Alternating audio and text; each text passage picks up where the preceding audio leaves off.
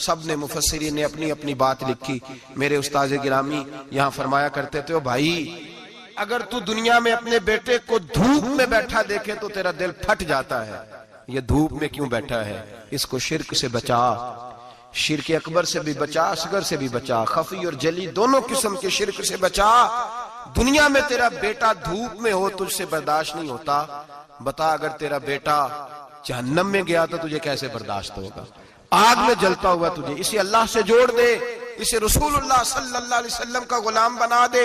मेरे नबी करीम सैयद आलम सल्लल्लाहु अलैहि वसल्लम ने फरमाया, जब तेरा बेटा 7 साल का हो जाए तो उसे मस्जिद लेके जा, 3 साल तक लेके जा मस्जिद, 10 साल का नमाज ना पढ़े तो सजा दे, 3 साल तक खुद अपने हाथों से ट्रेनिंग दे, उसे मस्जिद ले जा, आदाब मस्जिद बता, उसे नमाज सिखा, तू खुद ले करके जा, भेजने का नहीं कहा। फरमाया जब बच्चा 7 साल का हो जाए तो उसे मस्जिद, बड़ी मेहनत करते हैं हम बेटे को बंगला देने के लिए, बैंक बैलेंस देने के लिए, दिन रात एक कर देते हैं, खुदारा से नमाजी बनाने की भी मेहनत करो।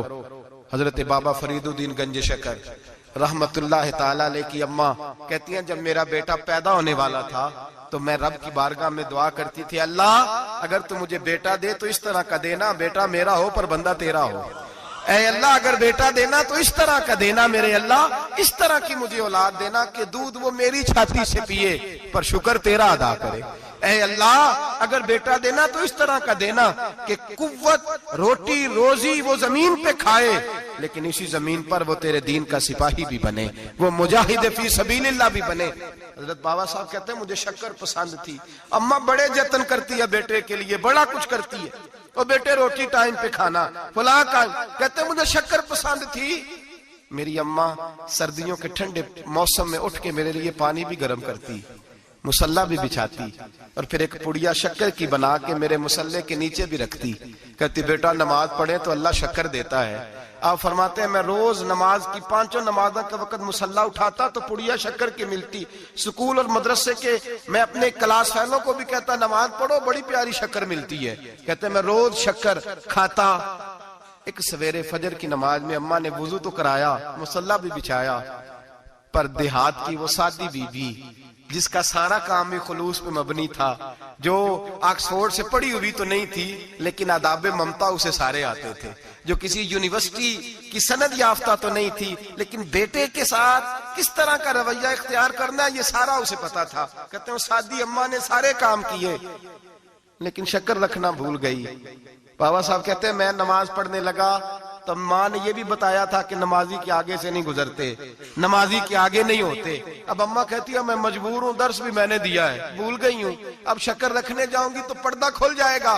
एक कोने में लग के माँ रोई, बेटे की शिफा के लिए नहीं, बेटे की नौकरी के लिए नहीं, बेटे के अच्छे मुस्तकबिल के लिए नहीं, माँ रोई, आंसू बहे तो कहती क्या है, ऐ अल्लाह मैं इसे अपने आगे झुकाने को जतन थोड़ी करती थी, तेरा बनाने का जतन करती थी। ऐ अल्लाह मेहरबानी फरमा मेरी पर्देदारी कर, अगर राज खुल गया तो मेरा फरीद नमाज ना छोड़ जाए। बाबा साहब कहते अम्मा तड़पती रही और मैंने नमाज पढ़ के मुसल्ला उठाया, पहले पुड़िया होती थी अब तो पूरा दरिया शक्कर का बह रहा है। फरमाते हैं मैंने वो उठाई शक्कर खाई और मैंने चीख के कहा अम्मा जल्दी आ, आज बड़ी लजीज है, आज शक्कर कोई अनोखी है, और आज तो कमाल शक्कर दी है मेरे अल्लाह ने, एक पुड़िया की जगह पूरा दरिया बह रहा है। बाबा साहब रहमतुल्लाह अलैह फरमाते हैं मेरी अम्मा आई और मेरी अम्मा ने बाजू खोले तो माँ की ममता ही बताती है कि अल्लाह की रहमत किस तरह की होती है। कहते मैंने अम्मा के सीने से लगा तो अम्मा रो के कहने लगी बेटे पहले मैं शक्कर देती थी, आज शक्कर बनाने वाले ने शक्कर अता फरमाई है। सारी जिंदगी पेशानी से सजदे का नूर नहीं गया, सारी जिंदगी वो लज्जत इबादत नहीं गई, इसलिए कि उस्ताद ने डंडे से नमाजी नहीं बनाया था, इसलिए कि पीर साहब ने ये कह के नमाजी नहीं बनाया था कि नमाज पढ़ोगे तो रोटी में बरकत हो जाएगी, इसलिए कि अल्लामा साहब का वो बात सुन के हम नमाजी नहीं बने थे कि जिस नमाज में बताया जाता है कि बीमारियां खत्म हो जाएंगी नमाज पढ़ने से। अम्मा ने रब से जोड़ने के लिए नमाजी बनाया था। सारी जिंदगी बाबा साहब कहते रहे उठ फरीदा सुते आ, झाड़ू दे मसीह, चल हुण उठ फरीदा सुते आ, झाड़ू दे मसीह, ओ तू सुते रब जागदा, तेरी डाडे नाल परीत। सारी जिंदगी नमाज की ट्रेनिंग देना, अपने बच्चों को अपने रब से जोड़ना, अपने बच्चों को अल्लाह के साथ उनका ताल्लुक बनाना, उनको रब वाला बनाना, उन्हें रसूल पाक का गुलाम बनाना, ये ड्यूटी है माँ बाप की। एक बहुत बड़े मुहद्दिस हैं, इतने बड़े मुहद्दिस हैं कि मेरे नबी करीम की मस्जिद नबवी में वो हदीस के उस्ताद रहे।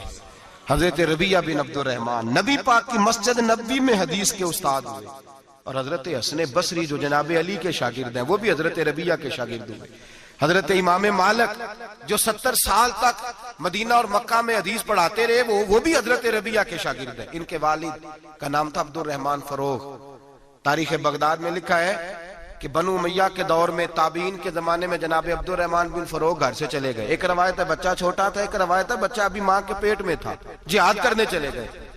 उस दौर में यह जिहाद होता था कि एक इलाका फतह किया तो मुसलमान अगले इलाके में चले गए, अगला फतह किया तो अगले इलाके, एक के बाद दूसरे लोग पलट के नहीं आते थे। हजरत अब्दुर रहमान गए, 30,000 दिनार बीवी को दे गए, कहने लगे संभाल के रखना।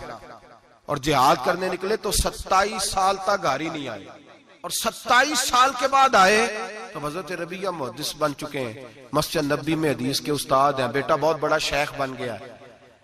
वापस आए, हाथ में नेजा है, काली दाढ़ी थी सारी सफेद हो गई, वजूद बड़ा तगड़ा था, कमजोरी आ गई। आए, नेजा पकड़ा हुआ है, घोड़े पे बैठे हैं, मदीना मुनव्वरा में घर है, दरवाजे पे दस्तक दी। हजरत रबिया ने दरवाजा खोला, अंदर दाखिल होने लगे तो कहने लगे बाबा तू किधर घुसता आ रहा है? किधर? उसने कहा तू पीछे हट, तू मेरे मकान पे कब से कब्जा करके बैठा है।